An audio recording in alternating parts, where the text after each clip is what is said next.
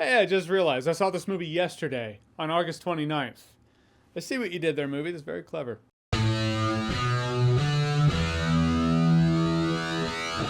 So Afraid is directed by Chris Weitz, stars John Cho and Catherine Waterston as a married couple with some kids, and because of his job, they get to have this new prototype AI in their house. Then the AI starts becoming more intrusive, more manipulative, more, what's the word?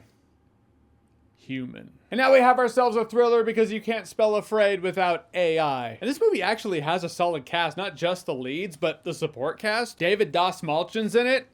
But what this movie really does well is when it shows the upside, the conveniences, how AI can just make your life a little easier. As resistant as I am to AI, I'm in my retro game dungeon with my Super Nintendo on my tube TV. I'm like, who needs it? But even my grumpy ass concedes to the idea that AI can be used to help we humans in this adventure, this quest we call life. I mean, are we human beings who will be so preoccupied with whether or not we could, we won't stop to think if we should? Yup! So this movie is exactly that AI cautionary tale. It's an AI tech thriller involving a family. Horror, it's no more or less horror than AI is just in and of itself. There are a couple of weird, out-of-place jump scares in the movie. It really feels like there was an initial cut of the movie and someone at the studio level was like, AI tech thriller doesn't sell. We need to market it as a horror film, so put some jump scares in there.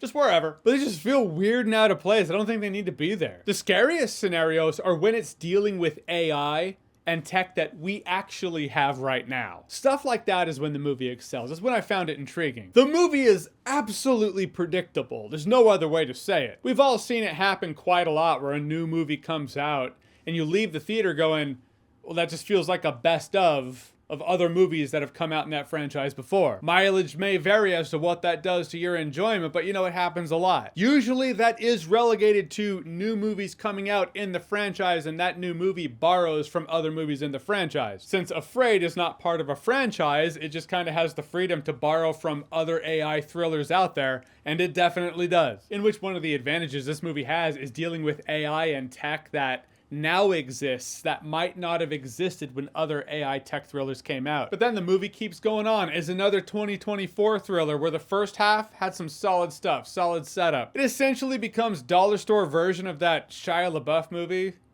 Eagle Eye? I think it's called Eagle Eye. Yep, Eagle Eye. A little bit of Eagle Eye in there, a little bit of Upgrade in there. Though the movie does clock in under 90 minutes, the movie, like this review for it, is relatively short. You pay 15 bucks at the movie theater for this, you might feel robbed. Or you can do what you're already going to do and just wait for it to come out on streaming. Side note, have you seen that clip from Metal Gear Solid 2, a game that came out in 2001? When the AI is talking, it's scary. It's prophetic. So, Afra AI'd, have you seen it? What did you think about it? Or what's your favorite tech thriller? 90s was prime with tech thrillers, baby. Whatever it is, whatever you think, comment below, let me know. And as always, if you like what you've seen here and you want to see more, click right here to see more.